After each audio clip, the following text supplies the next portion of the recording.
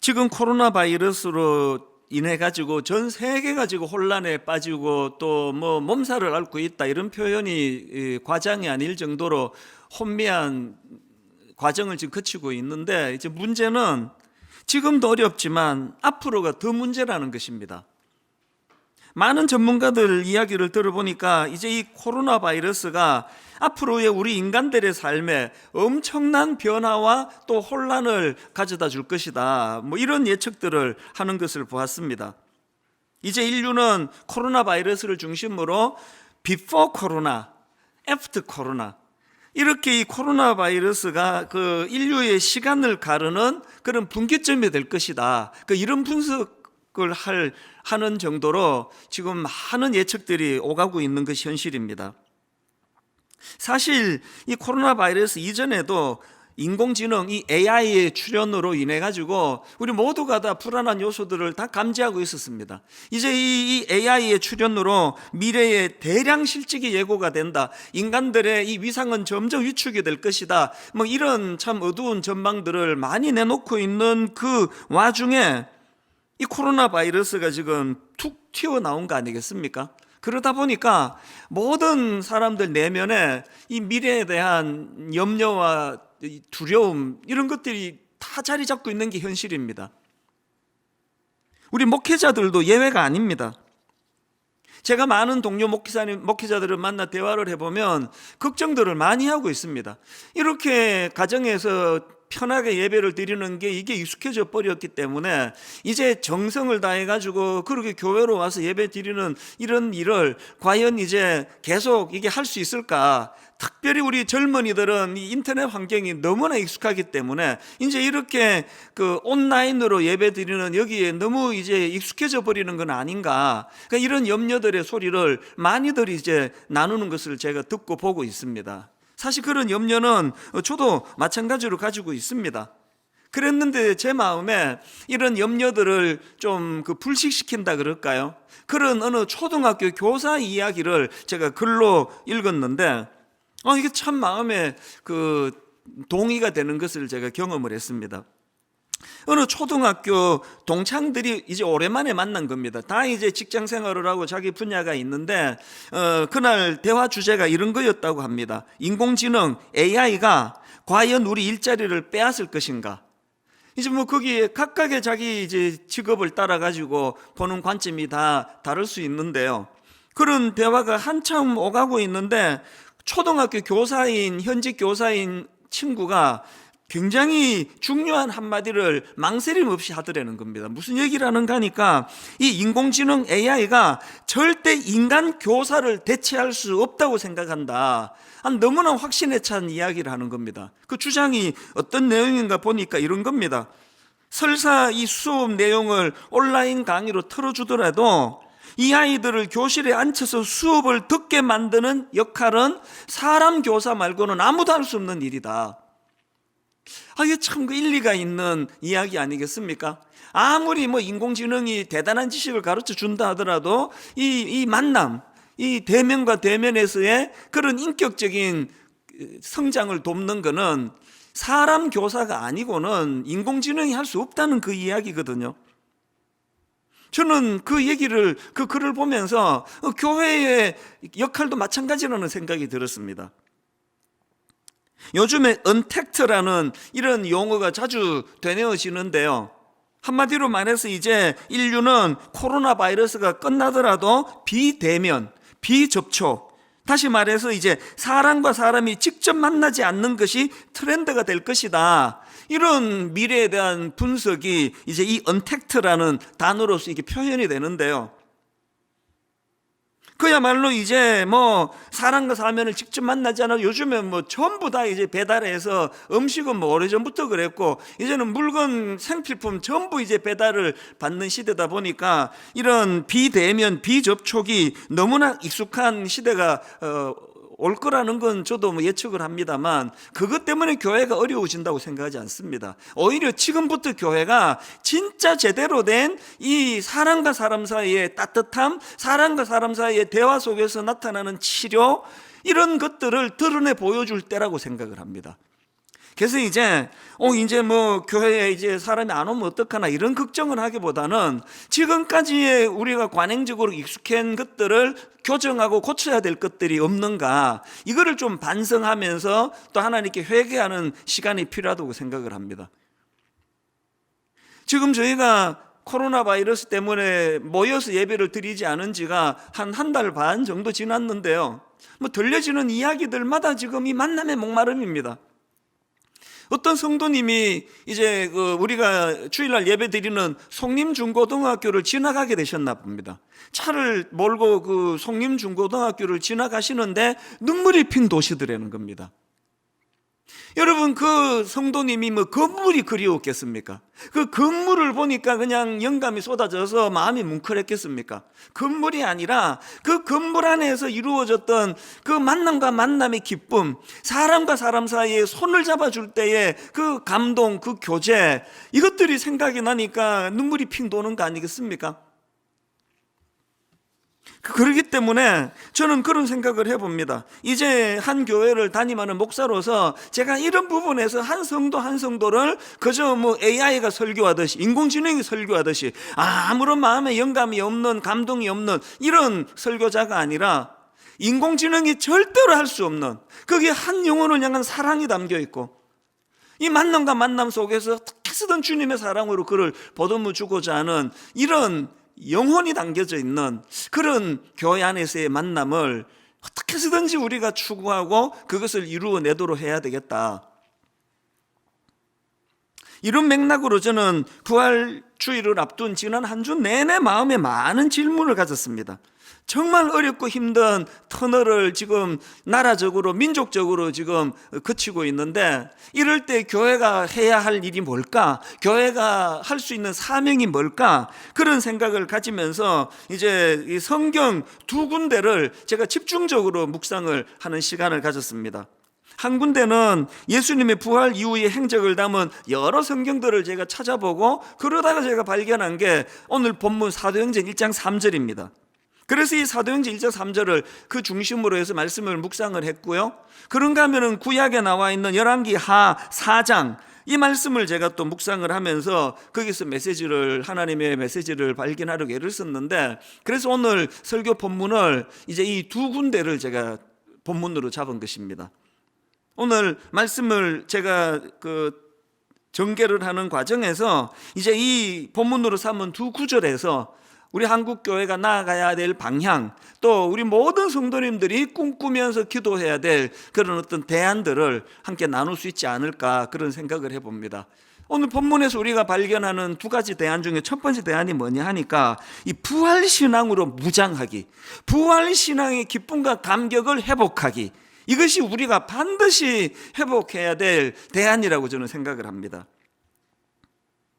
모든 분들이 다 지난 한 주 예수님이 십자가의 그 과정들을 이제 묵상을 하는 시간을 가졌겠습니다만, 저도 지난 한 주 동안에 그 예수님의 그 가상칠언이라고 그러지 않습니까? 그 고통의 십자가에서 주님이 던지셨던 7마디 말씀, 이걸 제가 이제 쭉 묵상을 하는 가운데, 그 중에 제 마음에 유난히 와닿는 한 말씀이 있었습니다. 그게 요한복음 19장 30절에 나옵니다.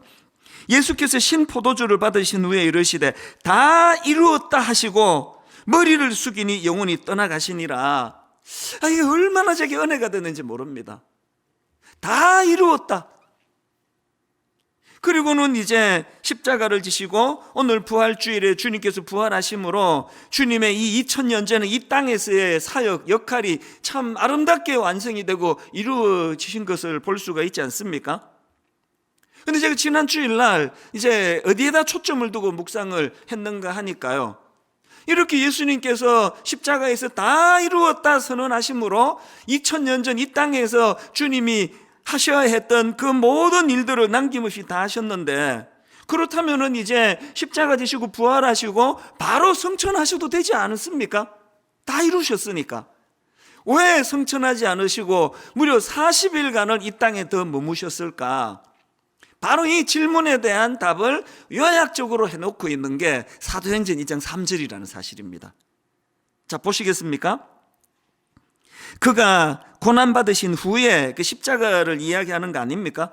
그가 고난받으신 후에 또한 그들에게 확실한 많은 증거로 친히 계심을 나타내사 40일 동안 그들에게 보이시며 40일 동안 그들에게 보이시며 하나님 나라의 일을 말씀하시니라.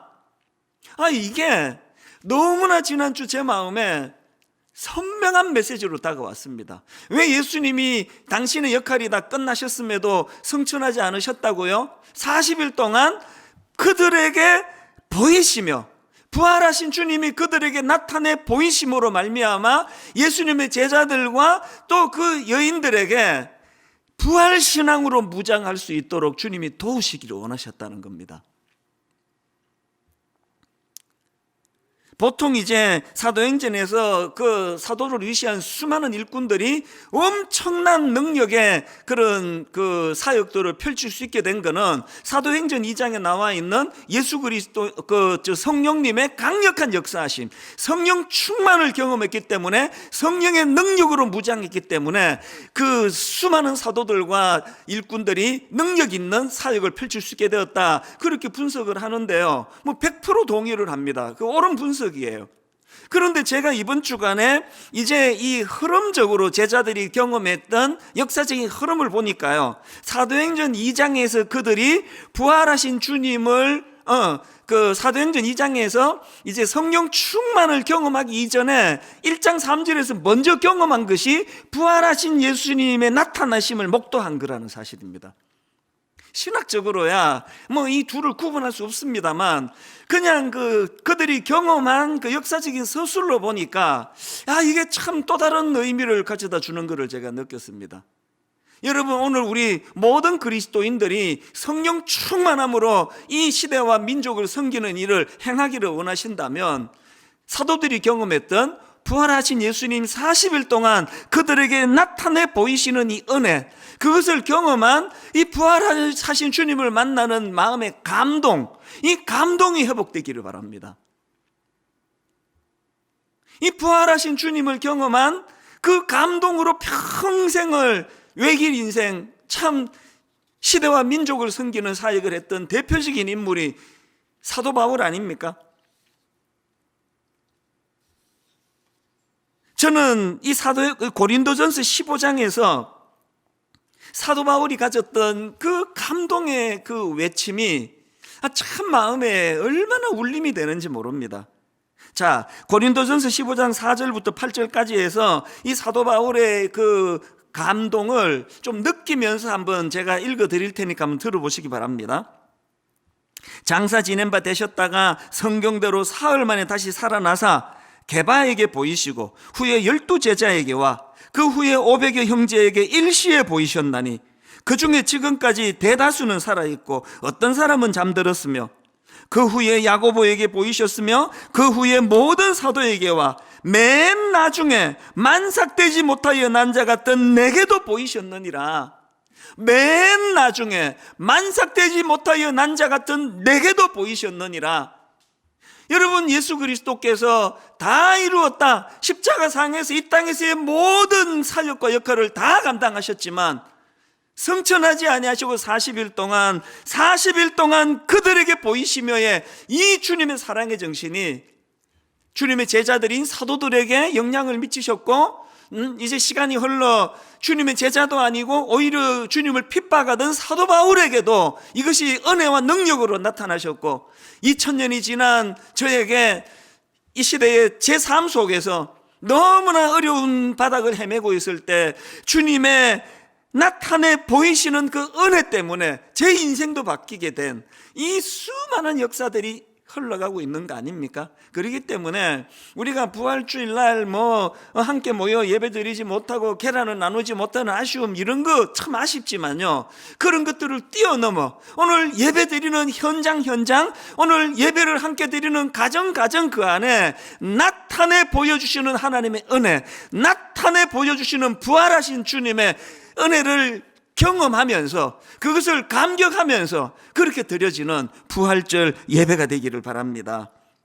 이 부활의 기쁨, 나타내 보여주신 하나님을 경험하는 이 기쁨, 이것이 우리가 꼭 회복해야 될 첫 번째 대안이고요.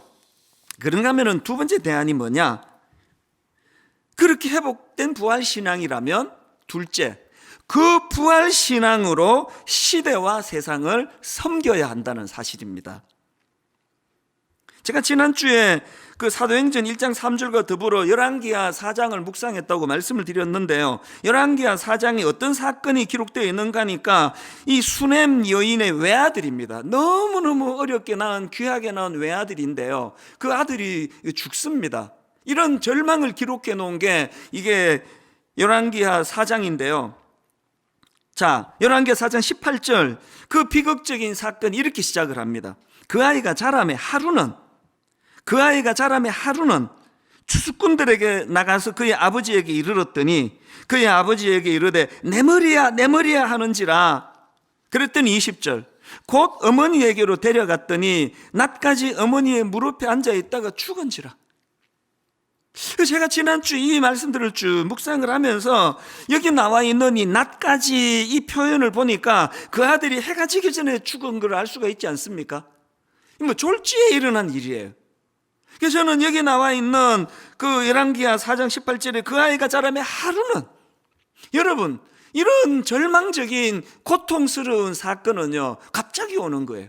어느 날 하루는 전혀 준비가 안 됐는데, 오늘 이렇게 여러분 대한민국 모든 교회들이 지금 함께 모여 예배를 드리지 못하고 가정에서 예배를 드리는 이런 가슴 아픈, 정말 억장이 무너지는 이런 비극적인 일이 코로나 바이러스가 예고 없이 온 거 아닙니까?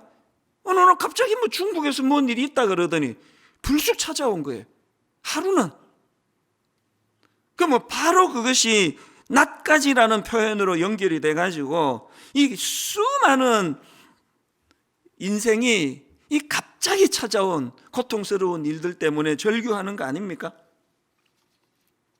저는 지난 한 주 내내 이 19절에 나오는 그 아이의 절규, 내 머리야 하는지라, 사실 원래 제가 설교 제목을요 내 머리야 하는지라 이렇게 잡았습니다. 한 주 내내 이 말씀이 제 안에 울림이 되니까 그렇게 잡았더니 막 주변에 우리 후배 목사들과 수많은 핍박을 해가지고 무슨 부활주일 설교 제목을 내 머리야 이게 뭡니까? 그래서 제가 눈물로 제목을 포기하고 이제 다른 제목을 잡았지만 여전히 저는 이 제목에 대한 미련을 못 버리고 있습니다. 이번 부활절 설교 제목은 내 머리야 하는지라 이래 써야만 합니다. 오늘 여러분 제가 이 한 주간 동안 내 머리야 하는지라, 내 머리야 하는지라 이게 계속 제 마음에 머물렀던 이유는요, 오늘 수많은 성도님들이 갑자기 찾아온, 예고 없이 들이닥친 이런 가슴 아픈 어떤 일들 때문에 신음소리 내고 있는 게 이거예요. 내 머리야 하는지라.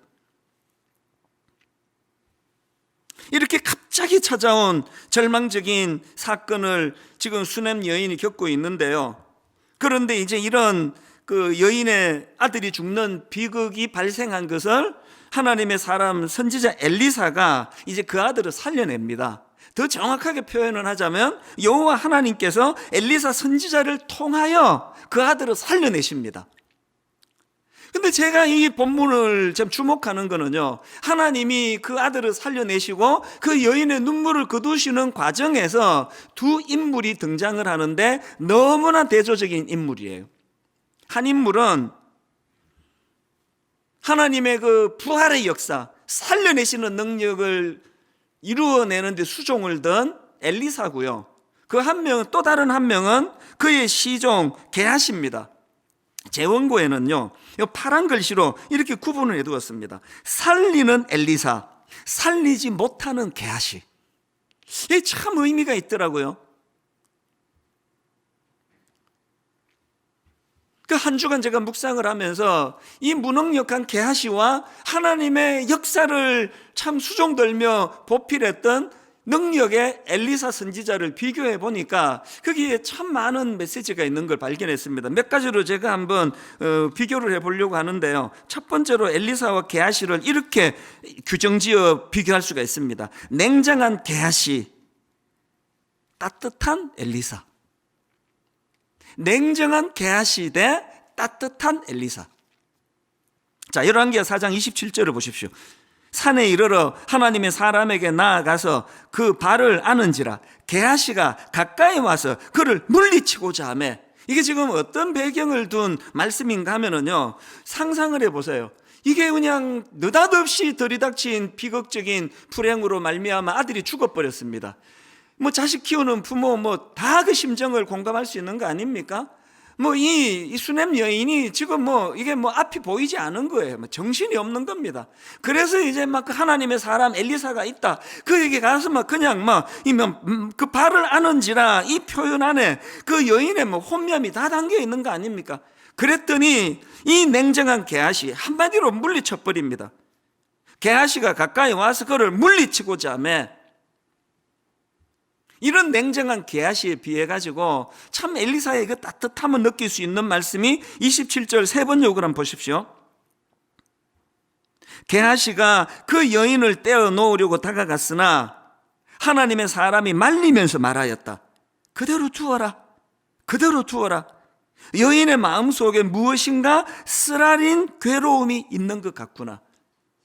이 엘리사의 따뜻함이, 저는 이제 목회자니까요, 저에게도 절박하게 SOS 문을 두드리며 기도를 부탁하는 경우들이 뭐 하루에도 몇 건씩 있을 때가 있으니까요. 저는 어떤 부류의 목사인가? 냉정하게 그를 물리쳐라, 물리치기를 원한다. 그런 게하시와 같은 목회자가 아니라 자기가 비록 그를 살려낼 능력을 갖고 있는 존재는 아니지만 내버려 두어라, 그대로 두어라. 그 부인의 마음속에 무언가 쓰라린 괴로움이 있는 것 같구나. 오늘 교회가, 목회자가, 교회의 수많은 지도자들이 취해야 될 모습이 어떤 모습인가를 깊이 돌아보는 메시지라고 저는 생각을 합니다. 그런가 하면은 게하시와 엘리사를 구분짓는 두 번째 구분 지을 수 있는 잣대가 있는데요, 무성의한 게하시, 거기에 반해 정성을 다하는 엘리사입니다. 이게 죽은 아들을 살리는 과정에서 선명하게 드러나는 모양인데요. 자, 열왕기하 4장 31절입니다. 게하시가 그들보다 앞서가서 지팡이를 그 아이의 얼굴에 놓았으나 소리도 없고 듣지도 아니하는지라 돌아와서 엘리사를 맞아 그에게 말하여 아이가 깨지 아니하였나이다 하니라. 자기 종이 그 막대기 들고 가서 이렇게 한번 해봐라고 했으니 그냥 뭐 성의가 없습니다. 막대기 툭 던져보고 뭐 안 깨어나는데요, 아무 일도 없는데요. 이게 무성의한 게하시의 모습이에요. 여기에 반해가지고 온 정성을 다 기울이는 엘리사를 바로 그 다음 구절에서 볼 수 있습니다. 32절을 보십시오. 엘리사가 집에 들어가 보니 아이가 죽었는데 자기의 침상에 눕혔는지라 들어가서는 문을 닫으니 두 사람뿐이라. 엘리사가 여호와께 기도하고 아이 위에 올라 엎드려 자기 입을 그의 입에, 자기 눈을 그의 눈에, 자기 손을 그의 손에 대고 그의 몸에 엎드리니 아이의 살이 차차 따뜻하더라. 여러분, 맨 처음에 우리가 하던 기도를 드립니다. 입술을 벌려 하나님 앞에 기도합니다. 능력 많으신 여호와 하나님 불쌍히 여겨달라고 그렇게 기도를 하는데 이 간절함이, 엘리사의 간절함이 막 온 몸으로 나타나는 거 아닙니까? 막 어찌할 바를 모르는 그 한 아들을 잃고 고통하는 그 어머니를 생각하면서 절실한 마음으로 절박하게 온 몸으로 기도하고 있는 엘리사를 볼 수 있는데, 저는 특히 그 다음 35절에 엘리사가 너무 감동이 됩니다. 35절입니다. 엘리사가 내려서 집 안에서 한번 이리저리 다니고 그 다음에 다시 아이 위에 올라 엎드리니, 이미 아이의 살이 따뜻해지고 있었지만 엘리사는 완전히 회복이 될 때까지 다시 기도하는 거예요. 다시 온 마음이 실려 있는 걸 느낄 수 있는 거 아닙니까? 지금 코로나 바이러스로 경제적으로 어려움 겪는 분도 너무 많으시고, 또 감염이 돼서 제가 아는 후배도 지금 어머니가 지금 양성 반응이 났다고 기도 부탁을 해왔는데 계속 제 마음에 머물러 있습니다. 너무너무 지금 어려움을 겪는 분들이 많은데요, 지난주에 유명한 신학자 N.T. 라이트가 그 시사주간지 타임에 이제 이 코로나 바이러스 관련해서 글을 기고했다는데 그 한 대목이 참 저를 감동시켰습니다. 이런 내용입니다. 우리에게 필요한 것은 애통이라는 성경의 전통을 회복하는 일이다. 무슨 일을 설명하는 것은 그리스도인의 소명이 아니다. 이 대목이 정말 저에게 많은 생각을 했습니다. 무슨 일을 설명하는 것은 그리스도의 소명이 아니다. 제가 갖고 있는 직업병이 뭡니까? 늘 설교하고 성경 공부 인도하고 무슨 일을 설명하는 데 익숙하다가 보니 차라리 이렇게 영혼이 담겨져 있지 않은 설교는 인공지능 AI가 훨씬 더 잘 설명할 수 있는 거 아닙니까? NT 라이트가 강조하는 게 뭡니까? 우리에게 필요한 거는 애통, 함께 슬퍼하는 거, 그 눈물을 공감해 주는 거, 애통이라는 성경의 전통을 회복하는 거라는 겁니다. 무슨 일을 설명하는 것은 그리스도인의 소명이 아니다. 대신 애통해야 하는 것이다. 자가격리 중이더라도 성령이 우리 안에서 애통해야 할 때 우리는 하나님의 사랑이 깃드는 작은 성전이 된다. 여러분, 엘리사에게서 우리가 배워야 되는 너무나 중요한 소중한 정신이 뭡니까? 이 아들을 죽이고 살리고 하는 건 내가 할 수 있는 일이 아니지만 그 여인의 눈물을 공감하는 능력, 그 여인의 애통함을 내 애통으로 수용할 수 있는 능력. 지난주에도 보고를 드렸습니다만 미자립교회 월세 대납 운동이 지난 금요일로 끝이 났거든요. 총 누적 헌금액이 32억 8천여만 원이라고 하는, 그리고 은행 계좌 이체 건수가 무려 17,700건이라고 하는 기적적인 열매로 미자립교회, 그리고 또 코로나 바이러스로 신음하는 분들을 섬기는 사역이 정리가 됐습니다. 제가 누차 강조하지만요, 이거는 분당 우리 교회가 자랑하면 안 되는 사건이에요. 왜냐하니까 너무나 많은 교회들이, 너무나 많은 성도님들이, 심지어 해외에 있는 성도님들이 함께 동참해서 이루었고 우리는 그냥 장만 제공했을 뿐입니다. 그리고 이런 사역을 분당 우리 교회만 하는 것처럼 떠벌려서 안 됩니다. 지금 너무나 많은 교회들이 이 정신으로 일을 하고 있는 걸 제가 알고 있거든요. 제 마음에 이 사건이 너무나 감동이 되는 것이, 한국 교회가 비판받을 일 많다고 하지만 그럼에도 불구하고 이런 애통함을 가지고 십시일반하여 17,700여 건의 정성이 모아져서 이런 아름다운 열매를 나타낼 수 있는 저력이 한국교회 성도들 안에 여전히 있다는 거, 이것이 우리를 얼마나 참 위로를 주는지 모르겠습니다. 그런가 하면 마지막 세 번째로 이 게하시와 엘리야를 구분짓는 잣대가 하나 더 있는데, 이렇게 제가 정리해 봤습니다. 지팡이만 의지하는 게하시, 여기에 반해서 여호와 하나님을 의지하는 엘리사예요. 열왕기하 4장 31절을 다시 보십시오. 게하시가 그들보다 앞서가서 지팡이를 그 아이의 얼굴을 놓았으나, 너무나 세속적인 인간이에요. 어떤 형상된 도구를 의지하는 게하시의 태도, 여기에 반해서 아까 읽었던 33절의 엘리사를 보십시오. 들어가서는 문을 닫으니 두 사람뿐이라 엘리사가 여호와께 기도하고. 이게 뭘 의미하는 겁니까? 그가 의지하는 건 지팡이가 아니에요. 그가 의지하는 건 어떤 도구가 아니에요. 그가 의지하는 건 여호와 하나님입니다. 그래서 기도가 나오는 거 아닙니까? 그런가 하면 27절 하반절에 나오는 엘리사의 모습도 너무 귀한 모습이에요. 하나님의 사람이 이르되 가만두라. 그의 영혼이 괴로워하지만은 여호와께서 내게 숨기시고 이러지 아니하셨도다 하니라. 여기에 선지자 엘리사의 정직함이 있는 거 아닙니까? 자기는 전지전능한 사람이 아니라는 거예요. 모든 걸 다 꿰뚫는 사람이 아니라는 거예요. 하나님이 알려주시는 것만 아는 존재라는 거예요. 내가 목사기 때문에 너무 잘 알아요. 거짓된, 과장된, 나는 저 성도들과는 차별화된, 나는 저들이 모르는 걸 다 알고 있는 듯한 이런 태도를 가진 지도자들은, 여러분 이제 국회의원 선거가 이제 3일 뒤에 일어나는데 정당을 불문하고 엘리사처럼 이런 정직한 지도자들이 많이 배출이 되기를 원합니다. 모든 능력의 원천은 나에게서 나오는 것이 아니기 때문에 나 잘 모른다, 이런 사람만이 하나님께 기도할 수 있는 거 아닙니까? 교회가 긍휼을 회복하는 것도 중요하지만 지팡이만 의지하고 이 지팡이만 들고 있으면 내가 그냥 하나님이 된 것처럼, 내가 모든 걸 다 해결해 줄 수 있는 사람인 것처럼, 교회가 긍휼을 회복하는 것도 중요하지만 하나님을 하나님으로 인식하고 알아보는 이 영성이 회복돼야 될 줄로 믿습니다.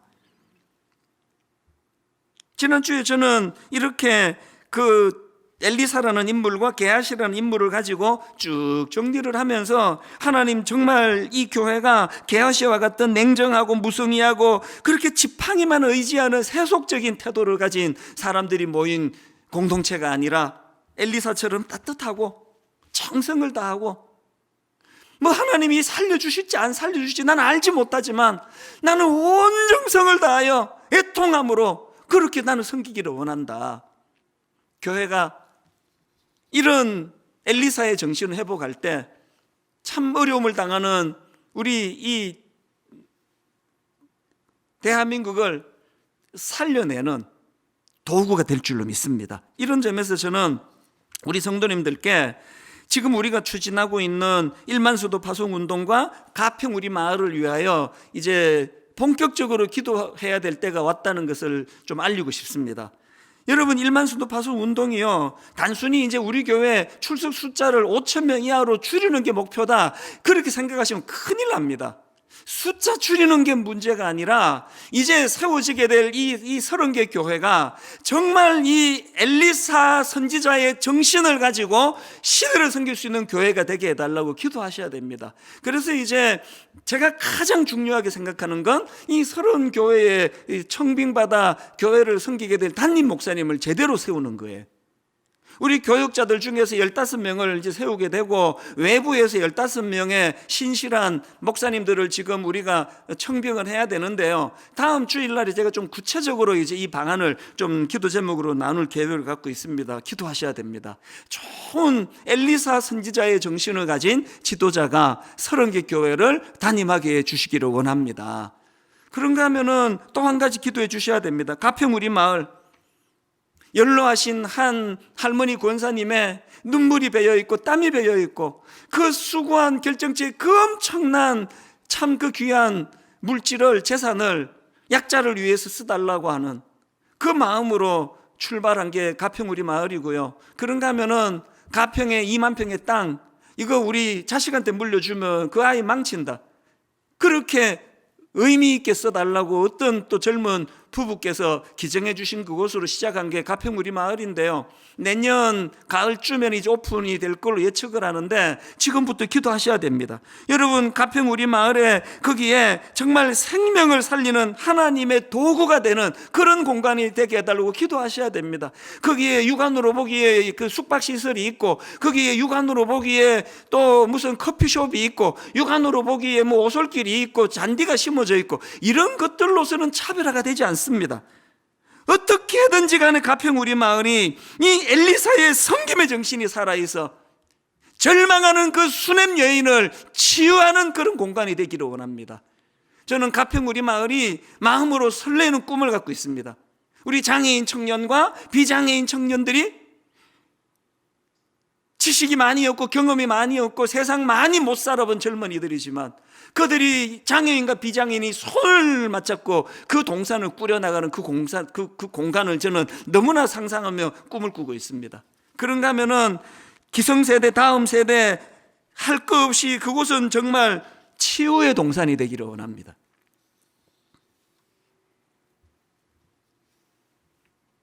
다음 주일날 제가 좀 구체적으로 이 기도 제목을 드리려고 하는데, 제가 지금 온 교회적으로 꾸기를 원하는 꿈이 있다면요, 가평 우리 마을에서 생겨나는 그 수익금을 가지고 궁극적으로 장애인 양로원을 세우는 꿈이 있습니다.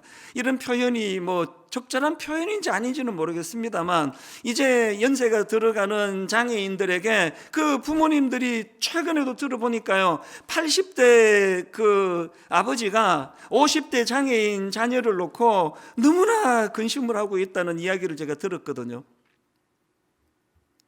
장애인 양로원이 세워진다면, 저는 수십 번 이 가슴 아픈 말을 반복해서 들었는데요, 장애인을 둔 모든 부모님의 눈물이래요. 나는 이 아이보다 하루 더 살고 죽기를 원합니다. 이것만큼 슬픈 이야기가 없잖아요.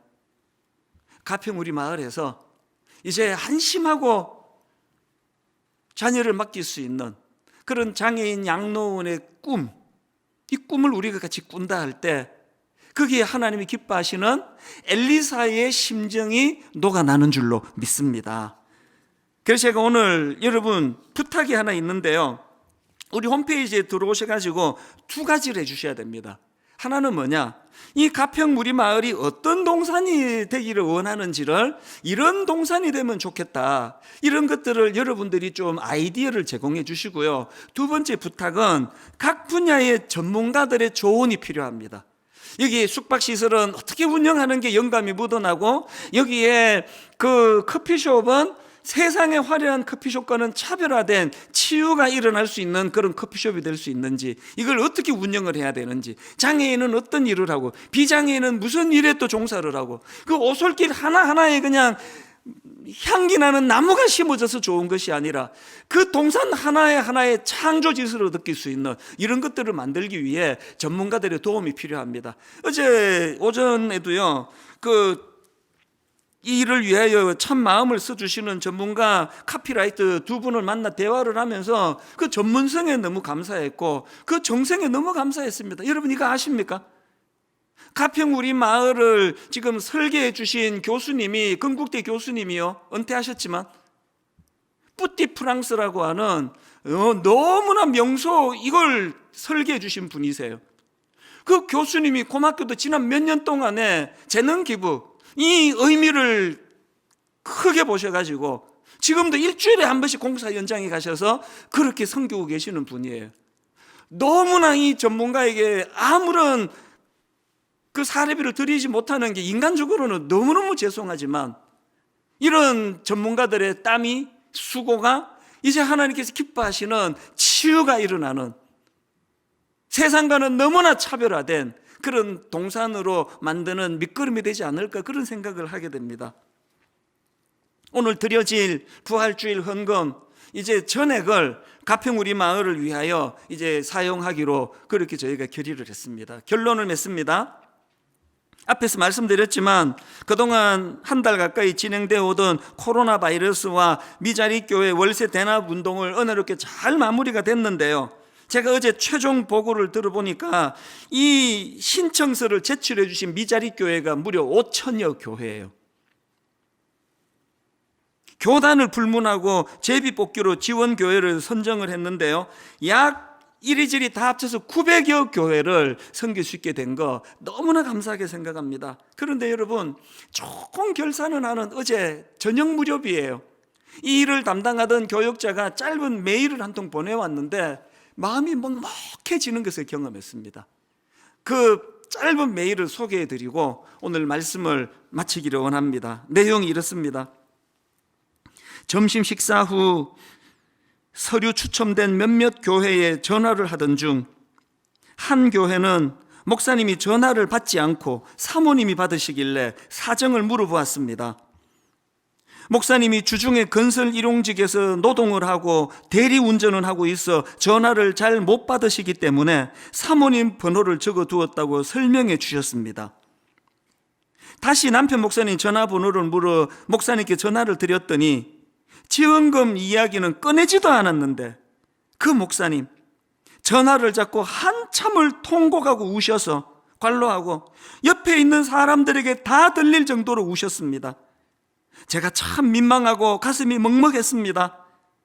이번 사역이 막막한 가운데 위로와 격려를 주시는 하나님의 위로의 손길이었던 것 같다. 너무 감사합니다.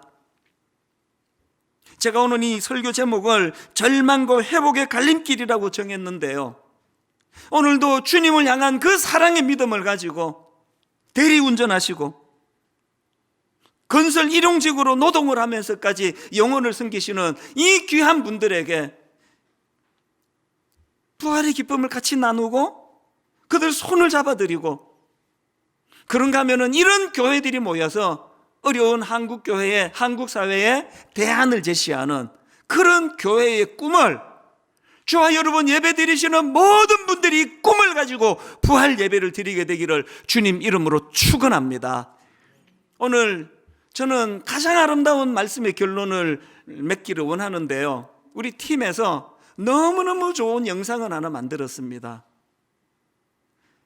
비록 모여드리지 못하고 다 예배부터 드려지는 예배지만 그 예배의 찬양과 기도와 정성이 모여져 얼마나 아름다운 하모니를 이룰 수 있는지에 대한 메시지를 담고 있는데, 저는 어제 다 완성된 이 내용을 다시 보면서 또 마음이 먹먹해지고 눈가에 이슬이 맺히는 걸 경험했습니다. 이제 함께 이 아름다운 영상을 보시는 것으로 이제 말씀을 마무리하도록 하겠습니다. 같이 보시도록 하겠습니다. 네. 꽉 찼다. 네. 전사님. 화면을 전사님 가로로. 눕혀서 네네, 화면을. 네, 전사님. 화면을 눕혀서 핸드폰을 이렇게 돌리셔요. 바로 네, 거기 옆으로. 옆으로? 앞으로 이렇게. 네네. 됐어요. 네, 됐습니다. 예, 이제 다시 시작하겠습니다. 예수님 부활하셨습니다. 진실로. 진실로 부활하셨습니다. 예수님이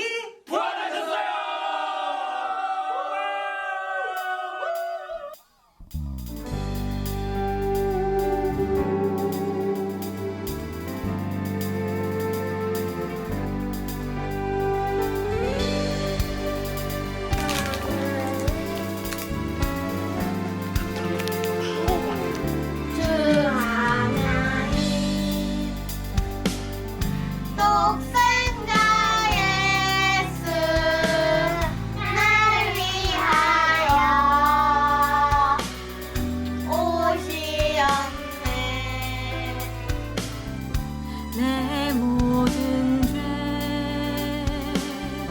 다 사시고 주에서 부활하신 나의 구세주 그 언젠가 주의 때까지 주를 위해 싸우리라. 승리의 길 멀고 험해도 주님께서 나의 앞길 지켜주시리. 살아계신 주 나의 참된 소망 어정 빛이 전혀 없네.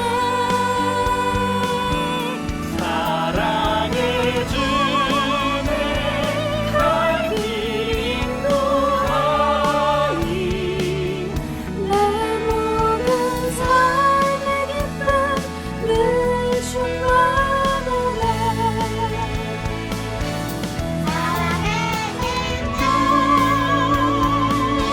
나의 참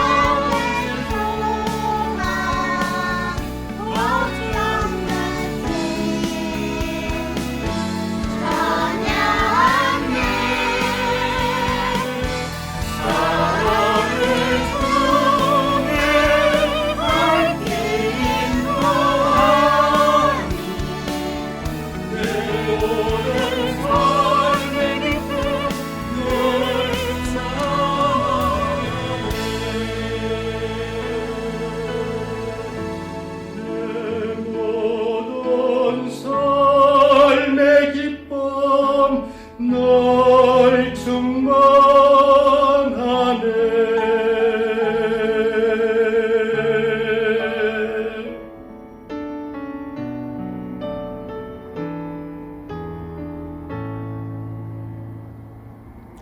저는 저 찬양 영상 가정에서 또 직장에서 병원에서 또 아까 보니까 어떤 편의점에서 어떤 군인이 각자가 모아져서 이 찬양의 하모니가 이루어지는 저 영상을 보면서 정말 마음이 먹먹한 감동을 느꼈습니다. 오늘 이 코로나 바이러스가 육신적으로 떨어뜨리는 일까지는 할 수 있을지 몰라도 더 이상 아무것도 할 수가 없습니다.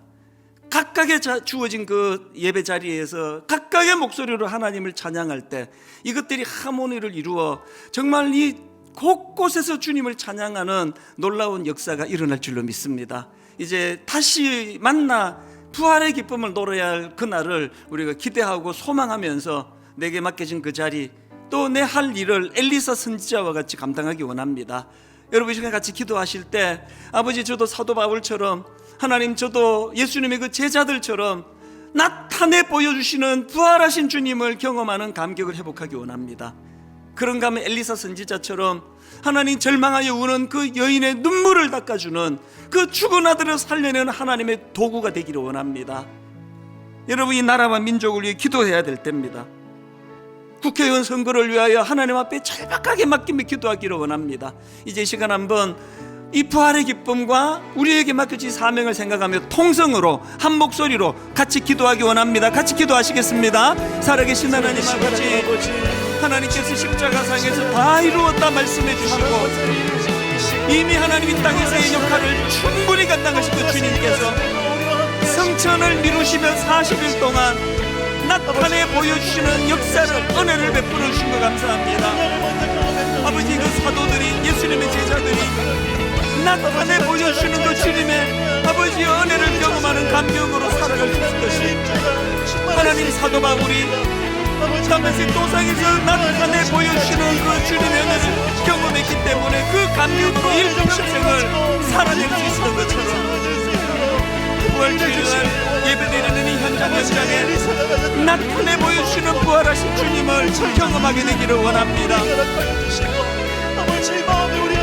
그런가 하면 주님 엘리사처럼 아들을 잃고 절망의 눈물을 흘리는 그 여인의 눈물을 공감하며 같이 아파하며 긍휼하셔가지고 주님 앞에 입술로 기도하고 온몸을 던져 주님 앞에 부르짖었던 그 엘리사의 긍휼함을 회복하기를 원합니다. 게하시와 같이 무성의하고 불친절하고 공감하지 못하는 우리의 부족함을 용서하여 주시고, 하나님 아버지 연약한 우리 주변 이웃들을 부활하신 주님을 경험한 우리가 그들을 섬기겠노라는 이 정신을 회복시켜 주시옵소서. 하나님 수요일에 있을 국회의원 선거, 주님이 원하시는 일꾼들이 선택되게 하여 주시옵소서.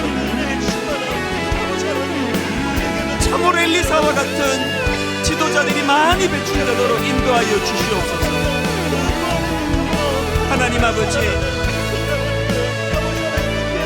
일만수도 화성 운동과 가평우리 마을이 참으로 하나님 목마른 이 시대를 주님의 마음으로 시원케 해드리고 목마른 그 영혼들을 해갈의 기쁨을 맛보게 하는 동산이 되도록, 그런 일만수도 화성 운동이 되도록 인도하여 주시옵소서.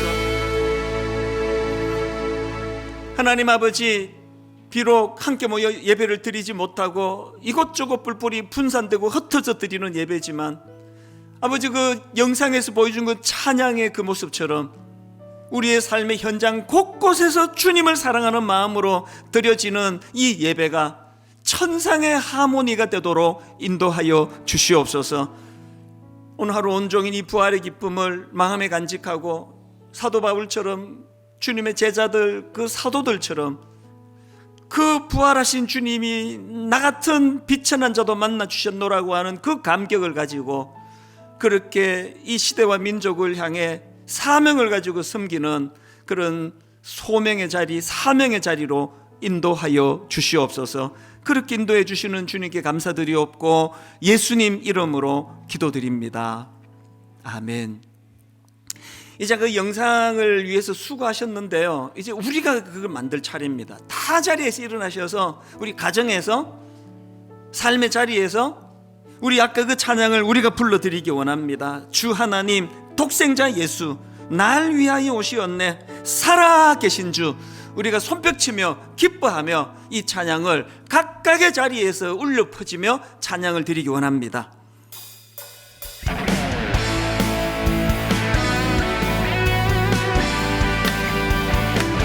주 하나님 독생자 예수 독생자 예수 날 위하여 오시었네. 여러분의 확신, 이 기쁨, 내 모든 죄 다 사하시고 다 사하시고 죽음에서 부활하신 나의 구세주 선포합니다. 살아계신 주 나의 참된 소망 걱정 근심 전혀 없네.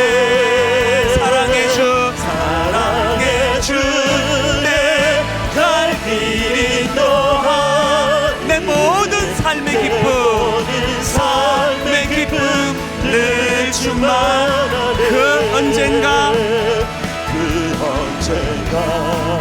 주 뵐 때까지 주를 위해 싸우리라. 확신을 가지고 선포합니다. 승리의 길 멀고 험해도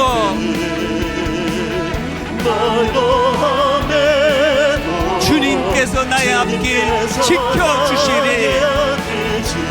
지켜주신 살아계신 주 살아계신 주 나의 참